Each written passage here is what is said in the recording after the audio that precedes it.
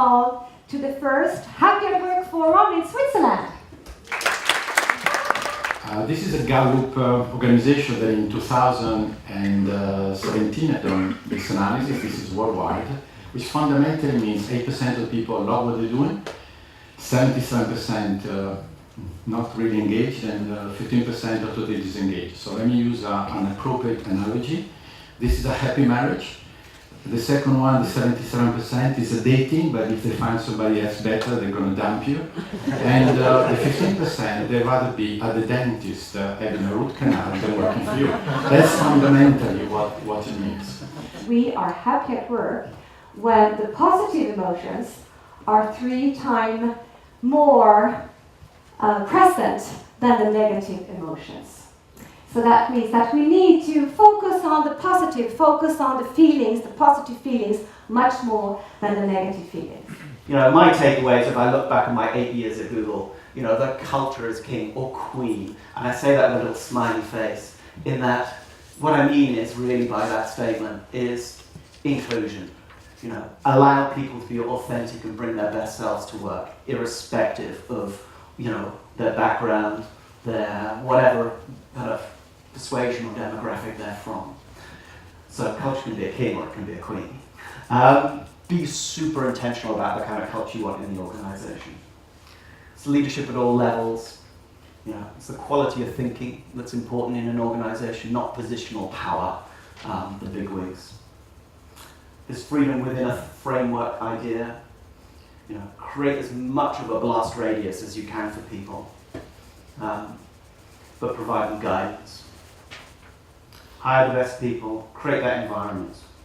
And if you do that, then I would argue you're well on the road to driving employee engagement, happiness, and to deliver resilience, collaboration, and innovation for the business. This is the moment where you can exchange and discuss best practices within different companies and share so much valuable information.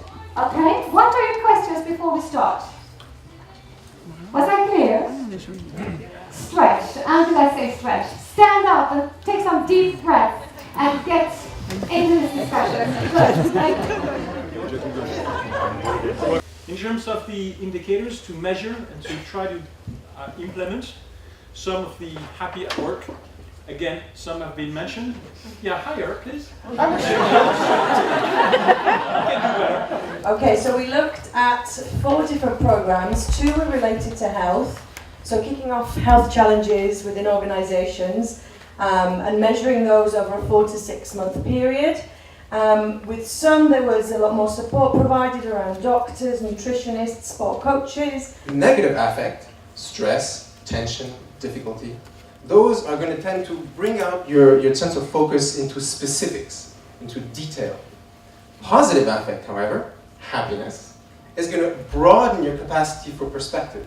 So instead of seeing, you know, a situation as just one specific situation, you're going to be able to take in the bigger picture. And this is actually evidence-based and also in terms of your attentional abilities in the brain, which is why I have a brain there.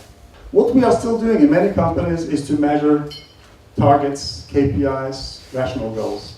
What we see now as a good trend is to start measuring behaviors that drive results. Going away, in some cases, completely from the concrete PIs, KPIs. This is a culture change in the company, but it's also a method change, a tool change. It's a courageous change. It is possible.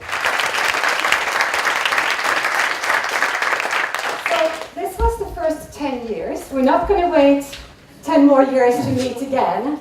So the question is, where do you start now? Where do you start? Where's the next step? I hope you have ideas, tips, inspiration to develop your happiness, happier organizations, and I wish you all the best.